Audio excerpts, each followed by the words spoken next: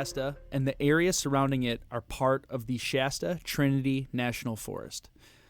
The Shasta Trinity National Forest is located in California and is actually potentially an active volcano at the southern end of the Cascade Range in Siskiyou County. Now, this is located in the northern part of California near the Oregon border. The oldest known human settlement in the area dates back to about 7,000 years ago. European Americans first visited the area in the 1820s and encountered 9 different Native American tribes. The California gold rush of the early 1850s brought the first European American settlers. So this is, just like California was showing up on maps later in the founding, as far as, Native Americans were always settled there, but as far as your more modern time groups coming in, early 1800s with real activity around the gold rush, like much of California in the 1850s. Yeah, that's really the only reason why a lot of these people went out there was the hope to find gold. And crazy risk takers, which, I mean, if you think that's why California is the way it is. I'll leave it there. And it was a dangerous time for people to be in California in the 1850s. Obviously, like you said, there was a lot of Indian tribes out there, wildlife, treacherous terrain. So, not an easy life, and a lot of people died. Absolutely. So in this area, the closest city is Mount Shasta City. It's got a population of 3,302, and that was taken in 2017. So this is a low populous area. So really, I would say it's got to be more touristy, the attraction, because it's the only major mountain in that area. Yeah, I kind of picture like a city like Breckenridge. Okay. When I think of Mount Shasta. I know Breckenridge is much higher elevation, but kind of that's what I'm picturing. It exists more as a tourist location than as like a gateway or a major town for economy purposes. Yeah, I mean, it sounds like, people that climb the mountain will stay in Mount Shasta City the night before they head out. Sure. Hikers would do the same. I'm sure if we ever did Mount Shasta, we would probably stay in the city as well. Oh, yeah. I want to, but as I'll get to soon, when we talk about this, it's very technical, so we're going to have to brush up on our ice climbing before we go out to Mount Shasta. There's not a lot of ice climbing available at southeastern Wisconsin, but no. So we'll go over a couple of interesting historical facts about the mountain and the area. The first ascent of Mount Shasta occurred in 1854 by Elias Pierce after several failed attempts. And in 1856, so just 2 years later, the first woman and their party reached the summit. So this is one thing that I think a lot of people don't know, Mike, and it actually came out a lot with the recent news about the Everest stuff. Yeah. It's not technically a mountain summit unless you get back down. Really? Yes, and I did not know that until I did Long's Peak initially, and they talked about the first woman that would have been attributed with summiting died on the way down, so they technically couldn't give her the summit, so it went to another woman. Wow. But yeah, if you make it up the mountain and get to the top and don't make it down, you technically did not summit that mountain. Yeah, can you imagine? Yeah, you get to the top, make it halfway back down, and then you fall or something. Or even if it's not even death. If you have to be airlifted off or anything like that for medical emergency, it does not count. And there's some people in the mountain climbing community who will fight tooth and nail to say you did not summit that mountain because you did not make it back under your own power. Yeah, interesting. So I can't go up Everest and have a Sherpa carry me down. I didn't technically summit. I don't know if they talk. Yeah, I wonder if it's if there's like a loophole there because it's not powered. Like if he like wears he like a backpack and then I think everyone there would just make fun of you. Yeah. But yeah, I don't think that will work. So there's some interesting stuff about this mountain in particular. I think a lot of it is because it's got volcanic activity, but there's a ton of legends and lore, and it will follow up nicely to our last episode.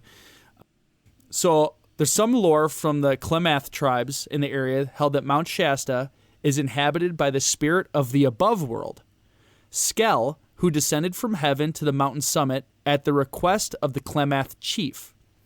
Now, Skell fought with the spirit of the below world, which is Lau, who resided at Mount Mazama by throwing hot rocks in lava. And they're saying that's that's probably represented by the eruption. So think about way before science and the knowledge base. You're at the base of this mountain and maybe it hasn't done anything for a while, so your entire life it's dormant. Now all of a sudden it starts spitting out liquid hot rock.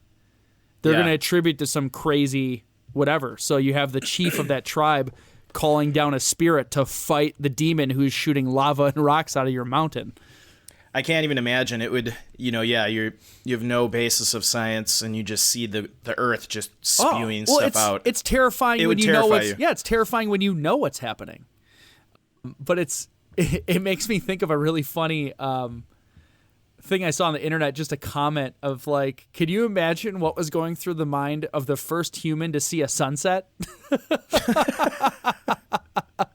like if you think about it, like this giant ball of light just slowly disappearing. That must have been terrifying. So that's obviously more of a joke, but anyway. So we'll get back to reality here. So the Shasta, the Wintu, the Akumawai, Etsugawai, and the Modoc tribes all have territory around this mountain. So those are all Native American tribes. And they conduct many sacred ceremonies. I think even still to this day, they do rituals and things like that for the mountain. So the Native Americans believe that the mountain was the sacred center of the universe and being home of the creator. So they thought this was like the place in the entire universe for the creator.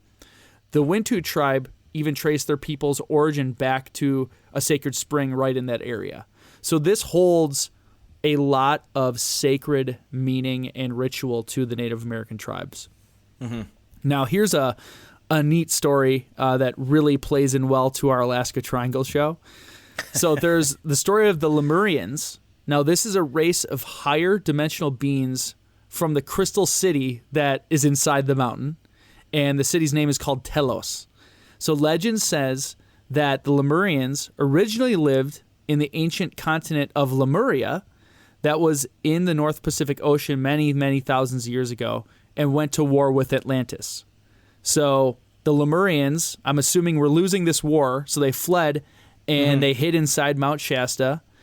And in the 1940s, now we're getting real recent, there were apparent reports of people who were 7 feet tall, dressed in long white robes and sandals, going to the general store to buy supplies and paid for their purchases with chunks of gold. Wow. So the shopkeeper would take the gold, turn around to try and give them change, and the Lemurians would disappear. So you have this race of people who can just apparate, but they need to go to the local the general store to get supplies.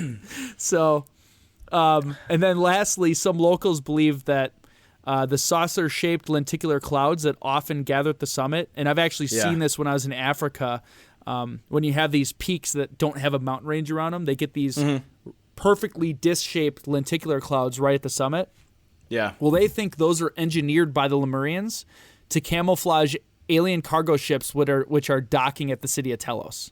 Wow. Again, they have these ships docking of cargo, but they got to go to the general store every now and then because, sometimes you just need floss or something. Yeah, you got to get a pack of smokes or something. Yeah, maybe, Amazon Prime might be a bit quicker than the alien cargo ships. So. Well, yeah, that fits right in with our episode. Our last episode. Yeah, most recently, this is the last one for in August 1987, believers in the spiritual significance of harmonic convergence, fit that all and, say that all 10 times fast. They describe Mount Shasta as one of the small number of global power centers. So Mount Shasta still to this day remains a focus of New Age attention.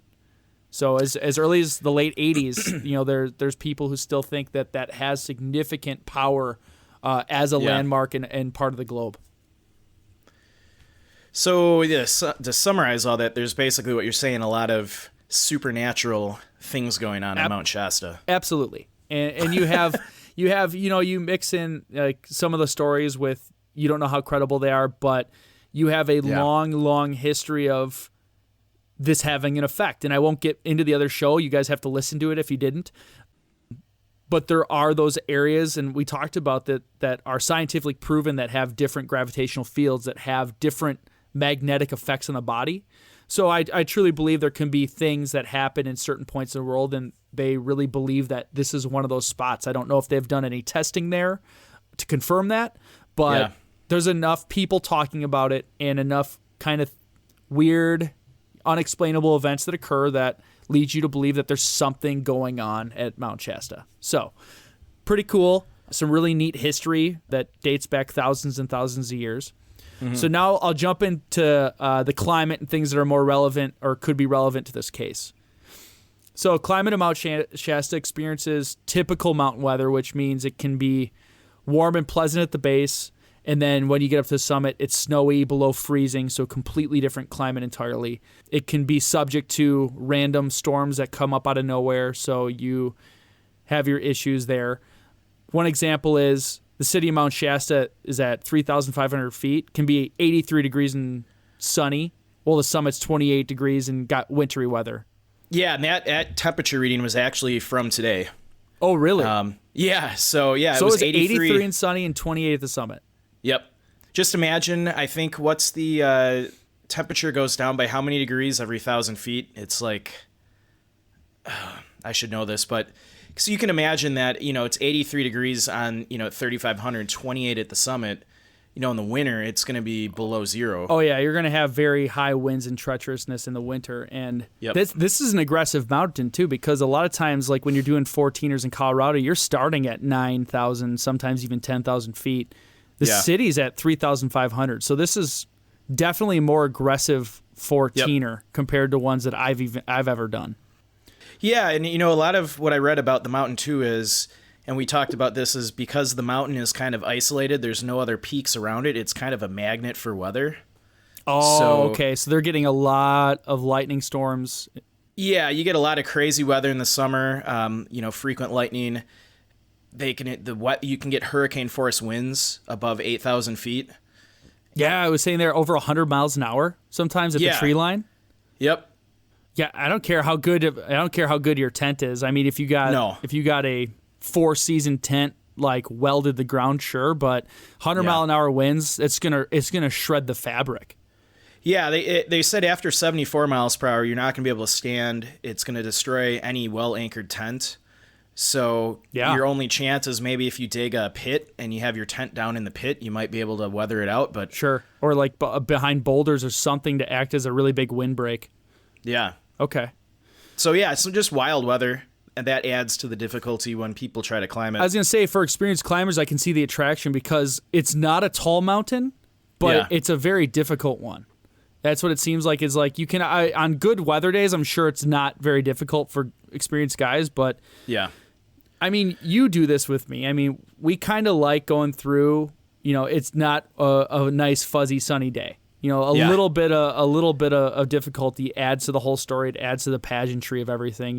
Doing a mountain summit in a blizzard that's also lightning is pretty cool.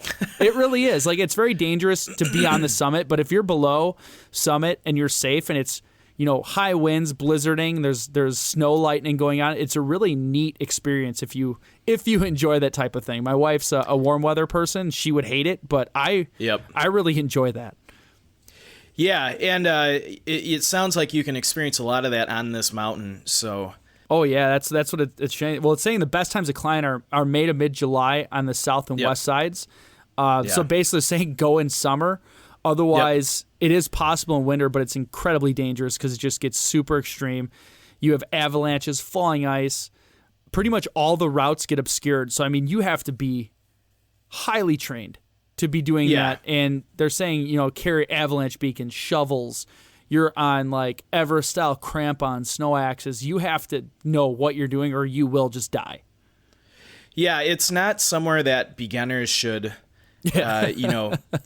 start off climbing. It's definitely a mountain that you go to after you're kind of a seasoned climber. Sure.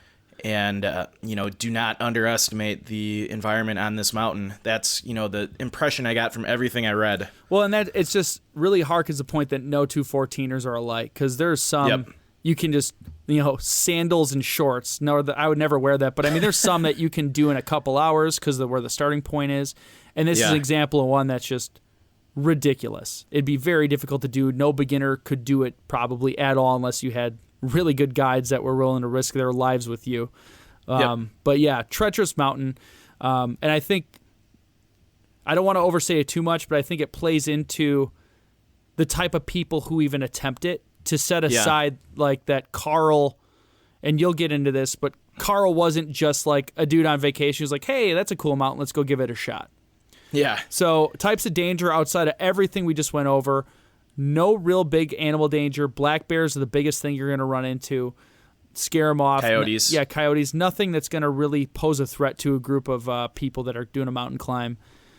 Terrain, it's 4 major overlapping volcanic cores, So the last time it erupted was 1786, and they have 7 named glaciers to get up there at a very complicated summit. So it seems like the last leg of your journey is pretty much a giant technical climb.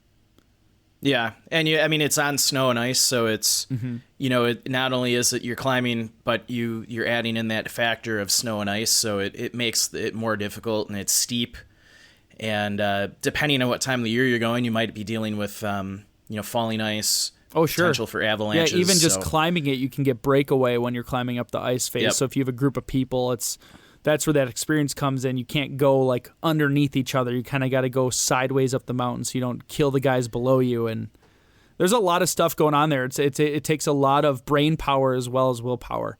This would be a mountain that I would definitely take along a kind of one of those emergency beacons. Oh, absolutely. Yeah. Yeah, without a doubt. Last couple things, risk of exposure, very high because of the low temperatures, wind, lightning. So all your basic mountain risks plus extra being so technical and exposed. Again, like you said, Mike, it's not in a range of mountains that can kind of break things up. This is getting beat from all sides. Mm-hmm. So lack of shelter, again, once you get up the tree line, unless you're digging out, you're pretty much exposed. So I'd say, all in all, if we haven't said enough already, difficulty, very high, very difficult. Yeah, this is not a hike that amateurs go on. It's for experienced climbers. So as we get into the character profile, you'll see that the people that we discuss are relatively experienced. So you don't get the impression that they shouldn't be there. Yeah, absolutely. So with